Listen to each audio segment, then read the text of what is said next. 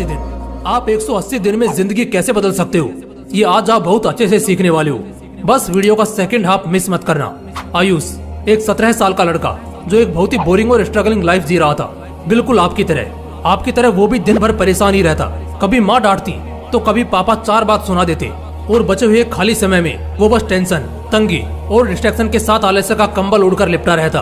पढ़ाई में वो एक एवरेज स्टूडेंट था और उसका कुछ खास मन लगता भी नहीं था इसमें। वो हर काम में पीछे रह जाता। वो आलसी था एक नंबर का, एक काम भी वो ढंग से नहीं करता था। इसी वजह से हर काम में वो 4 बात सुनता, उसे बेइज्जत होना पड़ता। कोई उसे पसंद नहीं करता था, सब उसकी नालायक और मूर्खों में गिनती करते, लेकिन असल में वो मूर्ख नहीं था, ऐसा बस लोगों को दिखता था। मगर उसका दिमाग बहुत तेज था और यही उसकी सबसे खास बात थी। वो अपने आप की ताकत को जानता था। वो ये भी जानता था कि अगर वो अपने असली औकात पर आ गया तो सब कुछ बदल जाएगा और वो सबसे बड़ा भी बन जाएगा, खूब सफल हो जाएगा। वो नालायक नहीं, बस आलसी था और यही आलसपन तो उसे हर जगह बेइज्जत कर देता था। उसका मन स्थिर नहीं था और इसी रीजन की वजह से वो खुद ही बार बार लोगों के दरवाजे पर पहुंचता, किसी न किसी को फोन करता और किसी न किसी के पीछे पागल रहता, लेकिन बदले में कोई उसे 2 पैसे का भी भाव नहीं देता।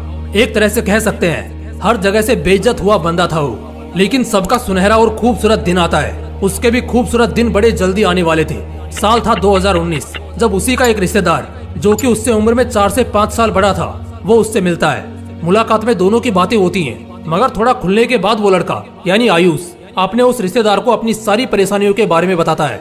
उसके उस रिश्तेदार को उस लड़के में एक चिंगारी जरूर दिखती है कि ये लड़का दम रखता है कुछ बड़ा करने का, मगर ये इतने सारे उलझनों में फंसा ही कुछ इस तरह है कि ये कभी कुछ सही नहीं कर पाता। इस वजह से लोग बस इसकी गलतियां देखते हैं, इसके पीछे की वजह और हालत नहीं। कहते हैं ना, हर रिश्तेदार बुरा ही नहीं होता, कुछ फरिश्ते भी होते हैं। उसने पहले उस लड़के की पूरी बात सुनी और फिर उससे बस एक ही सवाल पूछा, तुम चाहते क्या हो?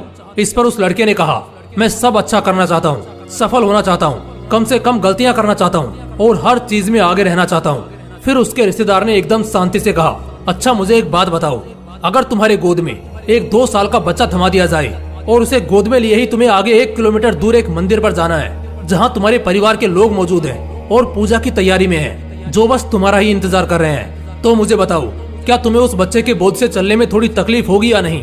उसने जवाब दिया, बिल्कुल होगी। इसके बाद उसने कहा, उस बच्चे ने अपने हाथ में 3-4 खिलौने लिए हैं जिनका वजन कुल मिलाकर कम से कम आधा 1 किलो तो होगा ही, तो क्या इससे समस्या थोड़ी और नहीं बढ़ेगी? उस लड़के ने कहा, बिल्कुल बढ़ेगी। इसके बाद उसने कहा, तुम नंगे पांव बिना ये जाने कि मंदिर 1 किलोमीटर आगे तो है, मगर किस दिशा में है, यानी कहां से उसका रास्ता है, ये तुम्हें मालूम ही नहीं है, तो बताओ तब क्या हालत होगी तुम्हारी? तो उसने कहा, मेरी हालत तो बहुत बुरी हो जाएगी। उस रिश्तेदार ने फिर पूछा, इसके साथ अब तुम्हारे घर वाले फोन करके तुम्हें 2 किलो प्रसाद लाने की भी कहते हैं, तो उस समय तुम्हारा मंदिर में पहुंचना ज्यादा वजन और भटकते मन के साथ और भी मुश्किल हो जाएगा, है ना? उस लड़के ने जवाब दिया, बिल्कुल हो जाएगा। इन सब के बाद किसी तरह तुम आधे रास्ते तक पहुंच गए, तब अचानक तुम्हें याद आता है कि तुमने अपने घर का दरवाजा तो लॉक किया ही नहीं और घर में 50,000 कैश और कुछ गहने हैं। उस वक्त क्या करोगे? तुरंत भागना पड़ेगा ना वापस? उस लड़के ने कहा, मेरी तो वाट लग जाएगी। आखिर में उस रिश्तेदार ने फिर एक बार बड़े प्यार से कहा, अब मुझे बताओ इसमें दोस्त किसका था? क्या तुम्हारे घर वालों का, किस्मत का, उस बच्चे का या तुम्हारे खुद का? आयुष थोड़ा सोच में पड़ गया और बोला कि सारा दोस्त मेरा है। उस रिश्तेदार ने कहा, यहाँ भी तुम गलत हो, दोस्त तुम्हारा नहीं, उस बोझ का है जिसे धीरे धीरे तुमने अपने ऊपर बढ़ाया है।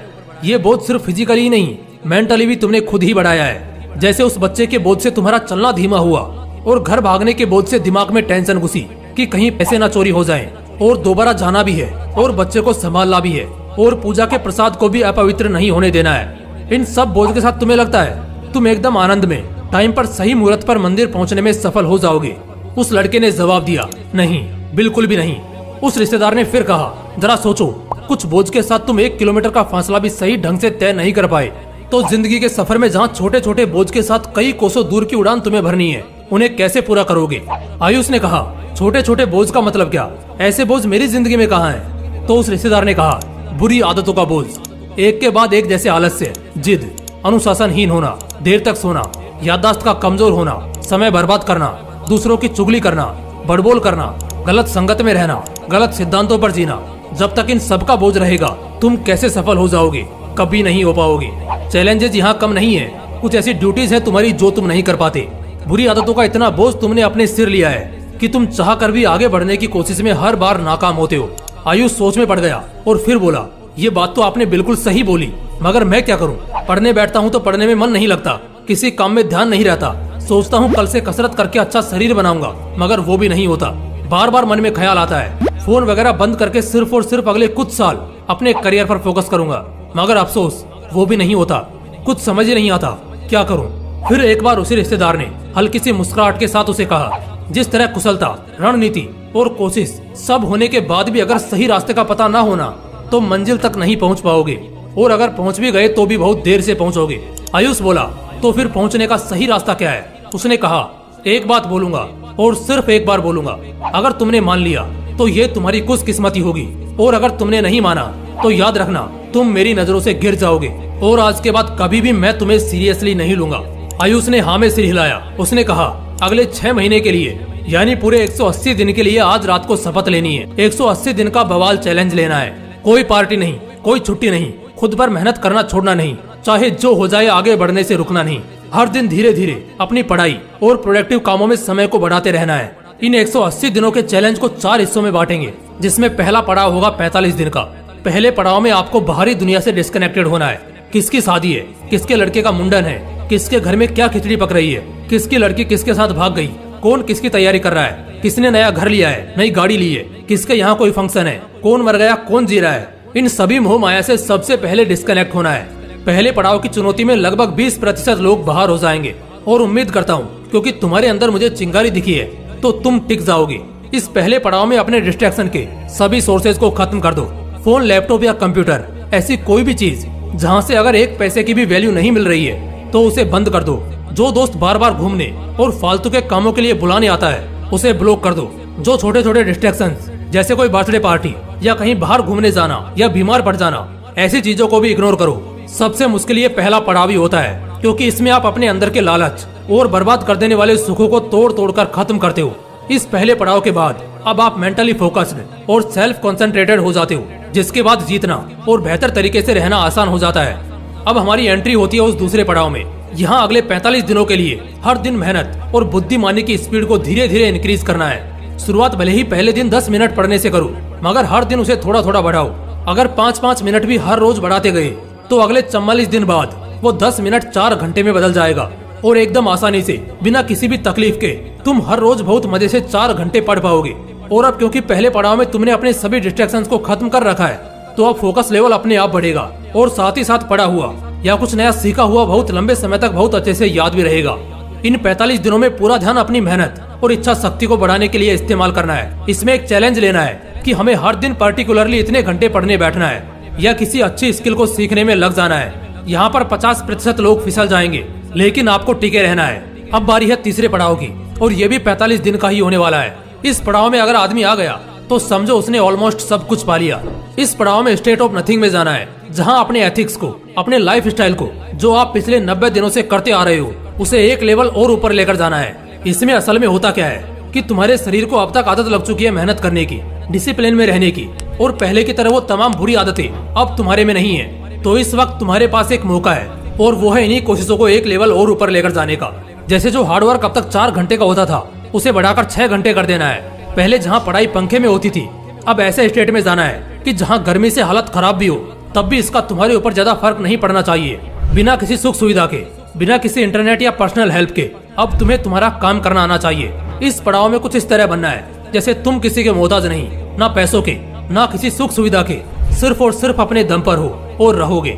ऐसा इसलिए क्योंकि कई बार ऐसे भी समय आएंगे जब खराब परिस्थितियों में भी, फेलियर्स में भी अपने मेहनत में कोई कंजूसी नहीं करनी होगी, बल्कि मेहनत बरकरार रखनी होगी। ऐसे वक्त के लिए तीसरा पड़ाव आपको तैयार करता है। अब बारी आती है चौथे पड़ाव की, जिसमें 15 से 20% लोग ही जा पाते हैं। लेकिन यही वो लोग होते हैं जो बाकी के 80% लोगों के सर होते हैं, उनके रोल मॉडल और लर्निंग एग्जाम्पल्स होते हैं। ये आखिरी पड़ाव है पूरे 180 डे चैलेंज का। ये 45 दिन का आखिरी पड़ाव होने के बाद आप 180 दिन का चैलेंज पूरा कर चुके होंगे। इसके बाद तुम एकदम बवाल बनने वाले हो। इस समय तक आते आते तुम अपने काम में एकदम परफेक्ट हो चुके हो। लाइफ स्टाइल एकदम जबरदस्त हो चुकी है। किसी भी बुरी आदतों में नहीं फंसे हो। लोगों ने तुम्हारी तारीफें भी शुरू कर दी है। तुम्हें भी अब हर मोड़ पर सफलता मिलने लगी है, चाहे वो एग्जाम्स में हो, चाहे वो किसी और काम में हो, या चाहे वो किसी प्रोजेक्ट या जॉब फील्ड में ही हो। लेकिन अब वक्त है कुछ मैजिकल और स्ट्रिक्ट स्किल्स को सीखने का, जो पूरे 6 महीने के पीरियड की चमक को और ज्यादा बढ़ा देंगे। मैजिकल स्किल से मेरा कहने का मतलब है जैसे तुम कम्युनिकेशन और प्रेजेंटेशन सीख सकते हो, तुम मार्शल आर्ट सीखकर अपने बॉडी को वेल शेप्ड और दिमाग के फोकस को और बढ़ा सकते हो। कोडिंग या एआई में स्पेशलाइज्ड होकर तुम अपने फ्यूचर सिक्योरिटी के लिए कई और ऑप्शंस क्रिएट कर सकते हो। पहले के 3 पड़ाव आते आते तुम दूसरों से बहुत आगे तो ऐसे ही आ चुके हो। और जिस तरह हम सांस लेना, खाना खाना और सोना नहीं भूलते, क्योंकि वो हमेशा हम एक ही समय पर करते हैं, अगर ना करे तो शरीर याद दिला देता है, ठीक उसी तरह 3 पड़ाव को कर लेने के बाद अब दिमाग और शरीर को उन्हीं चैलेंजेस और टास्क को करने की आदत लग जाती है। और इससे अच्छी बात और क्या हो सकती है कि अब मेहनत और काम करने में भी बहुत मजा आने लगेगा। दोस्तों, ये जो मैंने कहानी सुनाई उसका एक सस्पेंस अभी खोलूंगा। सबसे पहली बात कि वो कहानी बिल्कुल सच्ची थी। आज वही लड़का आयुष रेलवेज में एक अच्छे पोस्ट पर काम कर रहा है। उसने 2019 के बैच में रेलवेज का एग्जाम निकाला था। मुझे इसकी एग्जैक्ट जानकारी तो नहीं, लेकिन लोगों से आज उसकी खूब तारीफें सुनने को मिलती हैं। वो लाख रुपए की सैलरी पर एक अच्छी जिंदगी जी रहा है। वो जो रिश्तेदार था वो कोई और नहीं बल्कि आपका चीयर लीडर यानी मैं ही था। और ये कुछ सालों पहले की बात है। इस इंसिडेंट के बाद हमारी 3-4 बार मुलाकात हुई और उस बंदे ने हमेशा मुझे शुक्रिया कराया उस एडवाइस का जो उस दिन मैंने उसे दी थी। मुझे भी यकीन था कि काम करेगा, मगर इतना बेहतर करेगा ये शायद नहीं सोचा था। तो जब मैंने इसे अपनी प्रैक्टिकल जिंदगी में किसी की जिंदगी बदलते हुए देखा है, तो आप सब भी तो मेरे अपने भाई बहन हो। तो ऐसे में आप सभी के साथ इस तरह का बवाल एपिसोड शेयर करना तो बनता ही है। बेशक उम्मीद करता हूँ जिस तरह इस चैलेंज ने आयुष की जिंदगी बदली, उसी तरह अब यही एडवाइस आपके पास भी है। इस वक्त आपके हालात भी उसी के उन पुराने दिनों के हालात की तरह ही होंगे। ऐसे में आप भी अपनी जिंदगी बदल सकते हो। अगले 180 दिन का चैलेंज अपना लो और चाहे जो हो जाए, सिर्फ और सिर्फ 180 दिनों की तकलीफ होगी, लेकिन इस 6 महीने की तकलीफ के बाद अगले 60 साल मौज करोगे। जय हिंद, जय श्री कृष्णा।